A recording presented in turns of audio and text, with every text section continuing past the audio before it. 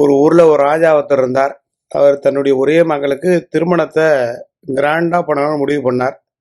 நாட்டில் இருக்கக்கூடிய யாருமே சமைக்கக்கூடாது, அரண்மனையில் தான் சாப்பிட்ணுன்னார்.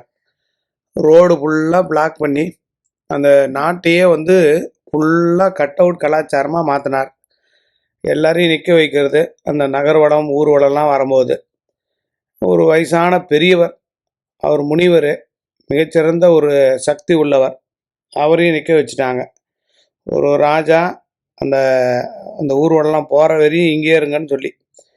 அப்போ அவர் சொன்னார், இந்த பாரு ராஜா, நீ ஊர்வலம் போகிறது, ஆடம்பரம் பண்ணுறது, கல்யாணம் பண்ணுறதெல்லாம் தனிப்பட்ட விருப்பம். பப்ளிக்கை டிஸ்டர்ப் பண்ணாமல் பண்ணு. பொதுமக்களை தொந்தரவு பண்ணியானா பல பேர் சாபம் விடுவான். இப்போ நானும் உனக்கு சாபம் தான் விடுவேன்.